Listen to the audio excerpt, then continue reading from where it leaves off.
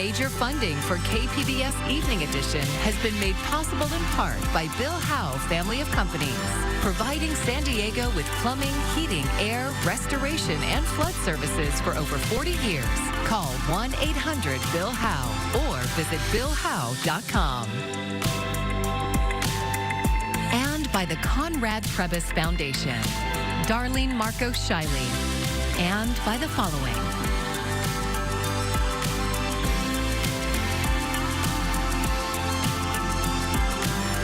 And by viewers like you. Thank you. So the astronauts who made the first trip to the moon in more than 50 years are almost home. You're looking at live pictures from NASA. We're just moments away from the splashdown of the Artemis II off the coast of San Diego. Thanks for joining us. I'm Jade Hindman in for Maya Trabolsi. You know, people all over the world are watching, including hundreds of people at the San Diego Air and Space Museum. And KPBS reporter John Carroll is there with them. John, you woke up ready for this. I love this shirt. You got the right outfit on.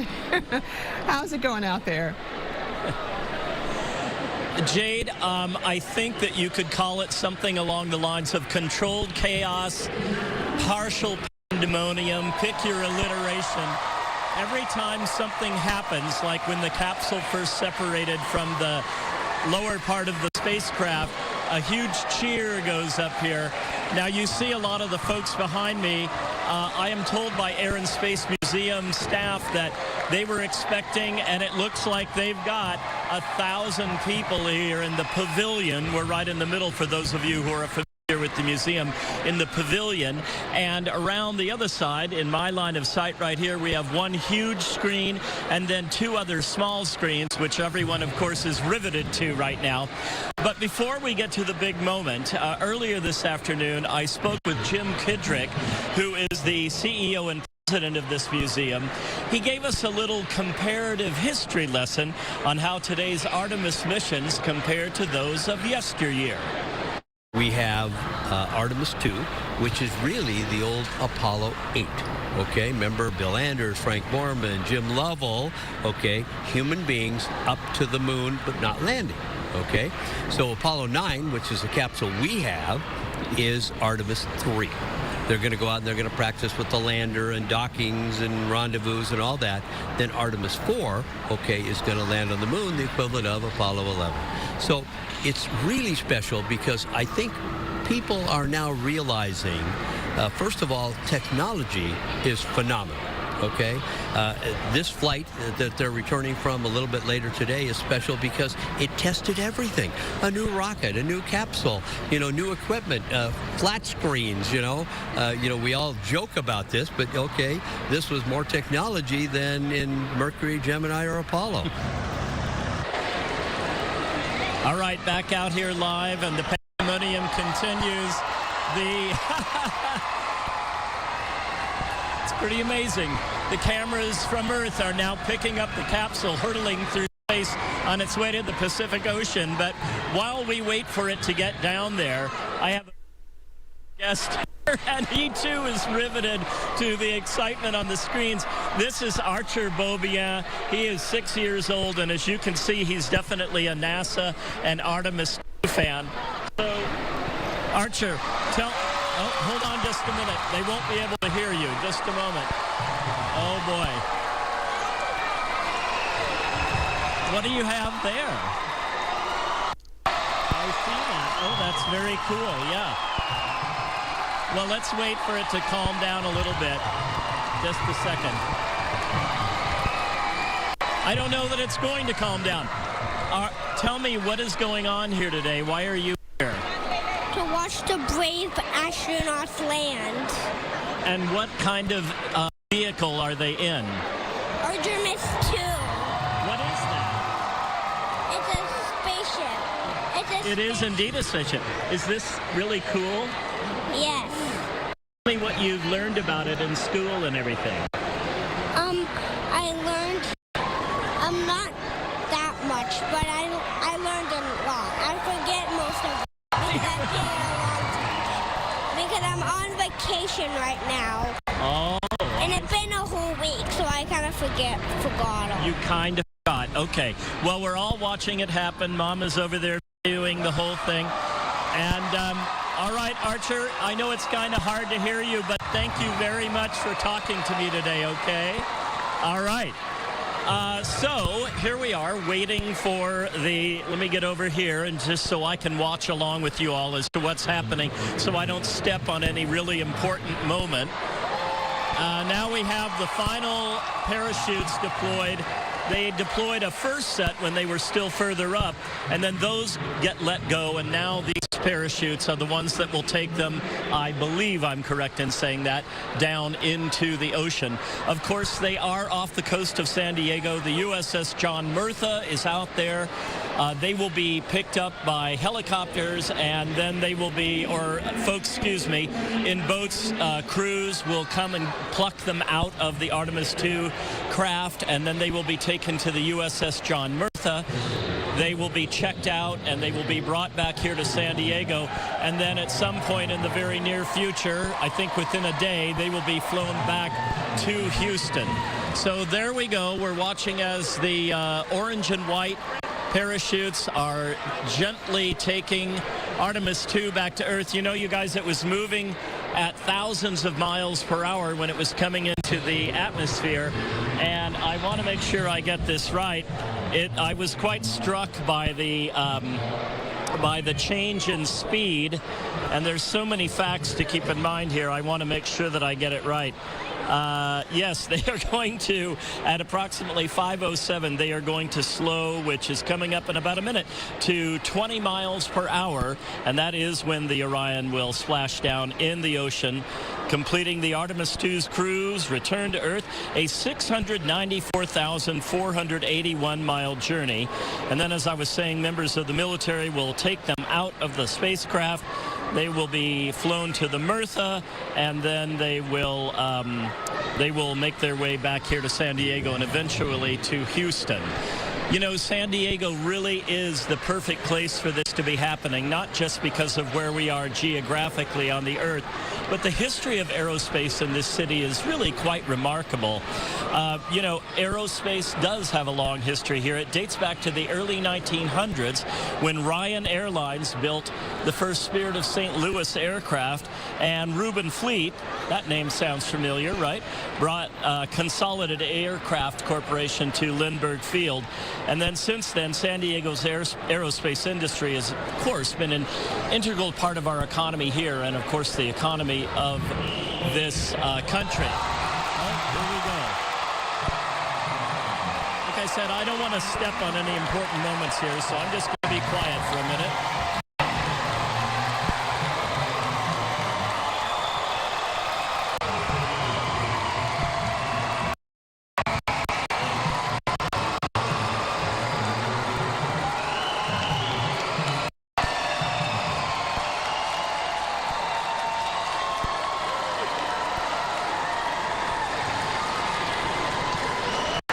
You know, you're never sure with these things. Obviously, you can do all the engineering and all the testing that you want, but of course, as we know from the history of NASA, things can go terribly wrong, but oh, well, there they are. So today, everything appears to have gone right.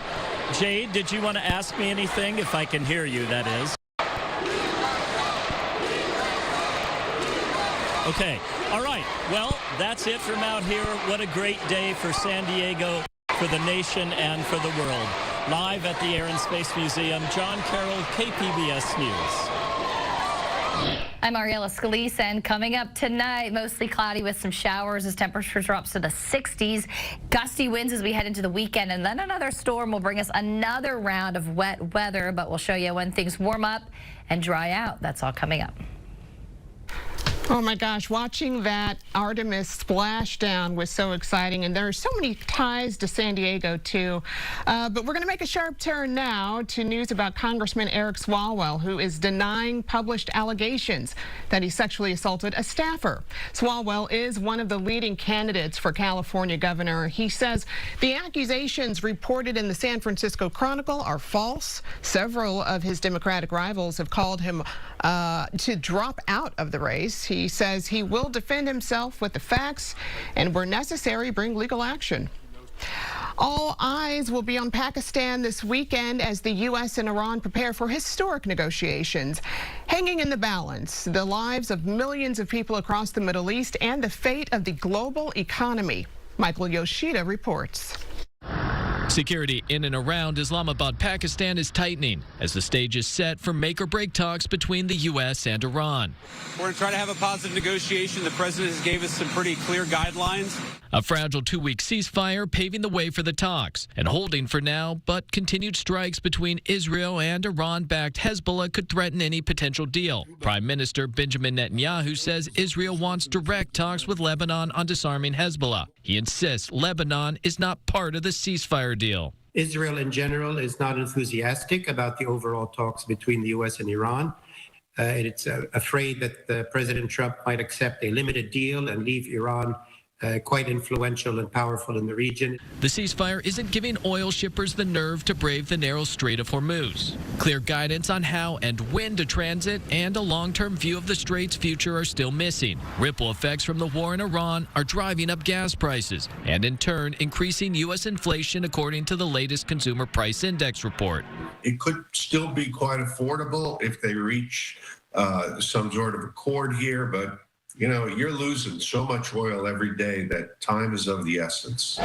Friday's report showed the annual rate of inflation reached 3.3% in March, up from 2.4% in February. In Washington, Michael Yoshida, KPBS News. A lawsuit challenging the city of San Diego's trash pickup fee is now likely bound for trial. That trial is tentatively scheduled to begin next month. Yesterday, a judge denied the city's request to have the lawsuit dismissed. Homeowners sued the city following the passage of Measure B, ending free collection services for single-family homes. Plaintiffs allege the fees violate a state ballot measure that holds utility fees cannot exceed the cost of providing those services. But city attorneys argue expected revenues over the next 4 years could exceed the cost of service. And new data confirmed something many people might already suspect. Most San Diego college students are using artificial intelligence. KPBS education reporter Ketty Anastas says they also have concerns about accuracy and job security. Everyone I know uses it, and I feel like they can't think on their own. Leah Harris studies hospitality and tourism at San Diego State. She's a freshman, and she says she was surprised to find her college classmates used AI in their schoolwork. It's very weird thing. I'd get in trouble in high school for that, get yelled at. Zoe Lamb studies political science. She says she uses AI to help her write essays and get summaries of reading assignments. I feel like it's making me dumber. I was gonna say that. Like, I'm too reliant or dependent on it, and like I'm aware of that, but I'm still using it. More than 94,000 students, faculty, and staff across the state filled out a survey about AI last fall. Nearly 90% of San Diego's college students said they used ChatGPT. Most agreed AI will become an essential part of most professions. David Goldberg helped develop the survey. Students are telling us a little bit more and more every year that they see some positive impacts of AI on learning, that they use AI to study for an exam or to create flashcards in a way that helps them improve their performance in class. But at the same time, there are these concerns about, are they over-relying on it, and is it replacing some of the cognitive development that is supposed to go on in these courses?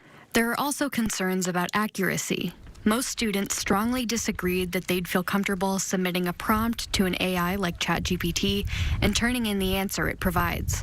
More than 8 in 10 students said they worry about AI's effects on creativity, privacy, and job security. Clearly, people see value in using them, otherwise they wouldn't do it so often.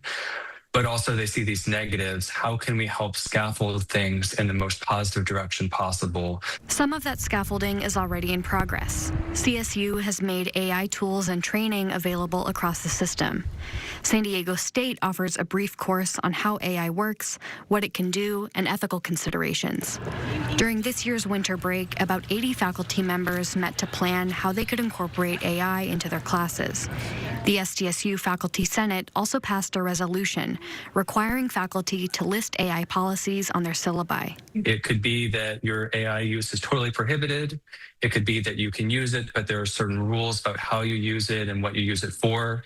And that is up to the instructor, but at least gives students something to go on in terms of expectations. One thing most people agree on, AI is here to stay. Katie Anastas, KPBS News. I'm Jeff Bennett. Tonight, Iran make new demands ahead of peace talks. That's at 7 after Evening Edition.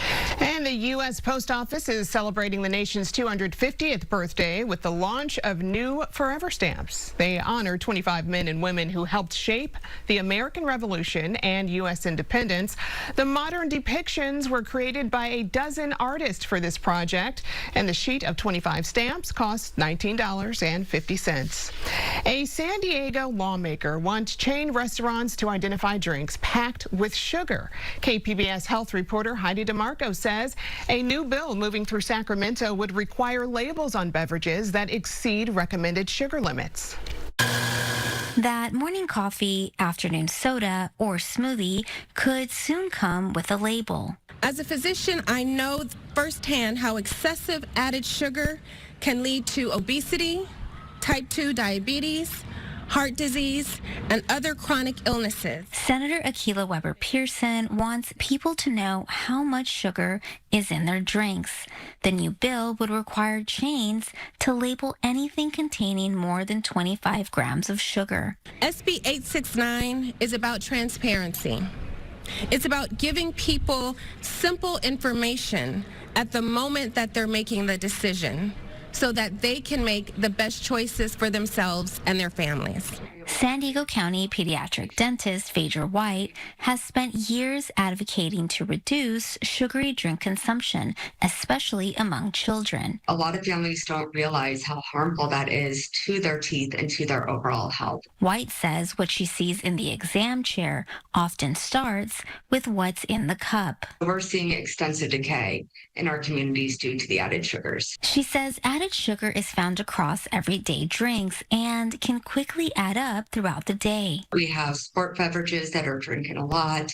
Then we have our coffees and our teas, but then we have sodas. In a letter opposing the bill, the California Restaurant Association says the mandate would be costly and unnecessary, arguing restaurants already provide detailed nutrition information. They say, quote, menu labeling mandates of all kinds add tremendous cost, and there is simply no choice but to pass those costs on to guests.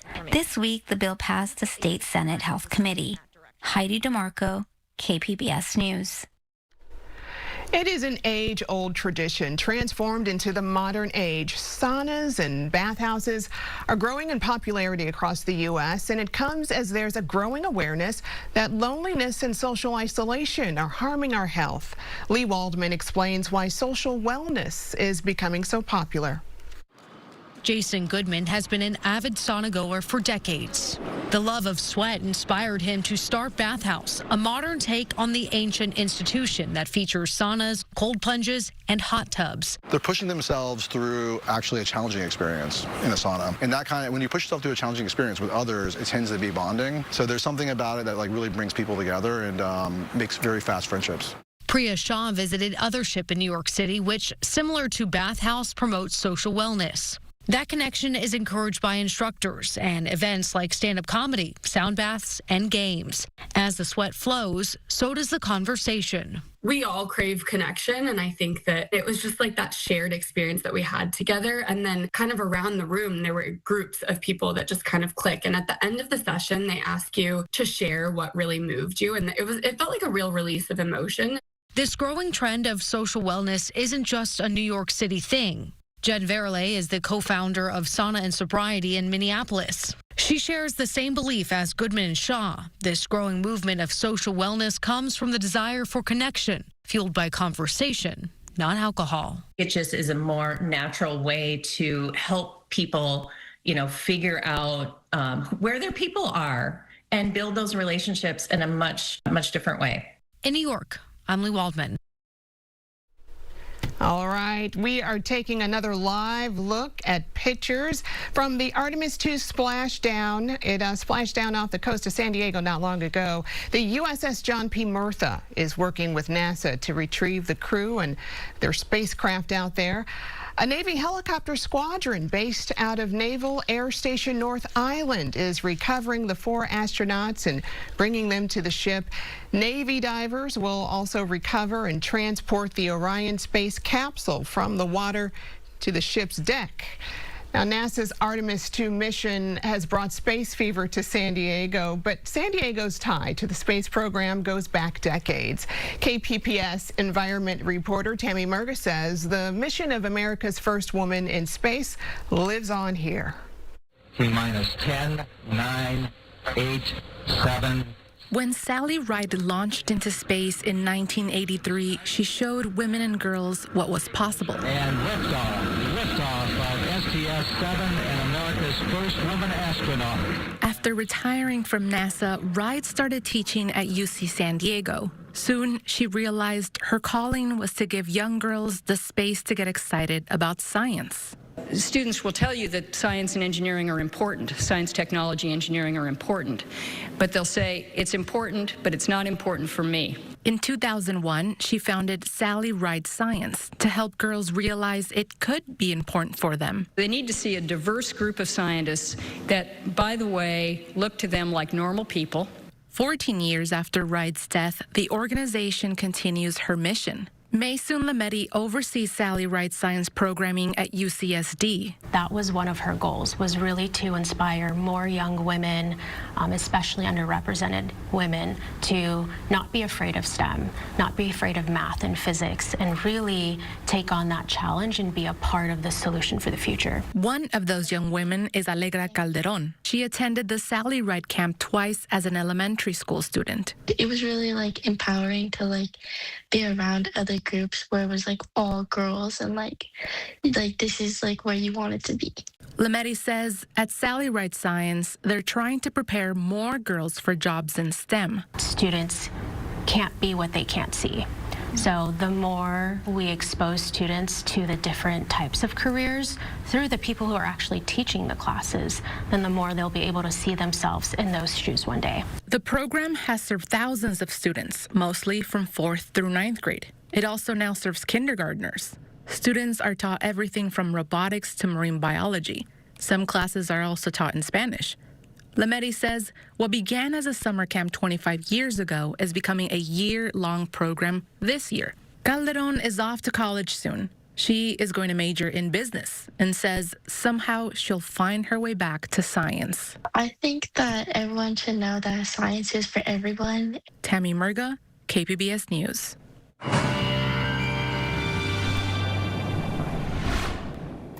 Well, as we watch some of the wet weather continue tonight, we're also going to deal with the gusty winds. Those continue into the day on Saturday, and another round of showers return later into our weekend. But good news, light at the end of the tunnel. Some drier and warmer weather will return as we head into next week. All right, you can see how the wet weather, Oceanside, San Diego, Chula Vista, mostly cloudy with some showers. Drier conditions, though, for Borrego Springs and Mount Laguna as we drop into the 40s and 50s. Take a look at tomorrow. It's not going to be the best day for outdoor plans, or at least have to dodge some of those showers and the wind a bit here. 71 in San Diego, in Oceanside and Chula Vista, but we'll keep the showers around. Cloudy with some showers towards Borrego Springs and a cool rain in Mount Laguna at 48 degrees. So here's the storm, more significant than the storm we've been watching today through tonight, as that's going to bring areas of localized flooding, localized thunderstorms across California, but of course very beneficial rain and even some heavy snow back across the Sierra. Not a whole lot for us here, but certainly we'll feel the cooler air that returns as we head into the day Sunday, with temperatures at times 10 to 20 degrees below the historical average for many of us. All right. Here to the coast, of course, wet weather coming on the weekend here, and cooler air by Sunday with the 60s, but then we'll warm back up to the 70s as we head into the day on Tuesday. Your forecast as we look inland here, partly cloudy with some showers on Saturday at 73. And then Sunday is cooler and cloudier with temperatures only to the upper 60s. The dry air moves in Monday, but we stay cool, 65 for a high, overnight low of 50, and a cool night ahead for Tuesday night, but temperatures warm up nicely by Wednesday afternoon. Mountain forecast, it's cool and wet. Look at Monday, a high of only 35 degrees. Will rebound, though, by the middle of the week. And even the desert will be impacted here by some showers and increasing wind and cooler temperatures by Monday. But we're back to the 80s for Tuesday and Wednesday. For KPBS News, I'm Ariella Scalise. The race to get tickets to see the 2028 Olympic Games in Los Angeles has officially begun. The first batch of time slots to buy tickets opened yesterday. Those tickets are no longer available, but you can still sign up to be notified about future draws online at la28.org. Draws will continue until the games. Officials are also reminding customers that any resale tickets you might see on any website before next year are not verified. And the San Diego Padres will debut a new look on the field at Petco Park tonight. Players will be wearing the new City Connect uniforms inspired by Dia de los Muertos. And this week, the team gave fans the big reveal on a video on social media, telling the story of the symbolism and culture behind the design. But the idea is to honor also the role of the matriarch, especially in Hispanic and Latin American culture. And that really resonates with a lot of our players. Manny Machado and Fernando Tatis have very close relationships with their mothers, constantly honor them. And fans lined up on Thursday when the new merchandise went on sale at Petco Park. The new uniforms will be featured during Friday night home games during the Padres season. And before we sign off for the weekend, we want to inform you about a programming change tonight. Firing Line with Margaret Hoover will air in place of News This Week tonight, Friday, April 10th at 8:30 p.m. News This Week will return next week, where you can catch it every Friday night at 8:30 p.m. And you can find tonight's stories on our website, kpbs.org. Thank you for joining us. Have a great night, everyone. Major funding for KPBS Evening Edition has been made possible in part by Bill Howe Family of Companies, providing San Diego with plumbing, heating, air, restoration, and flood services for over 40 years. Call 1-800-BILL-HOWE or visit BillHowe.com. And by the Conrad Prebys Foundation, Darlene Marco Shiley, and by the following.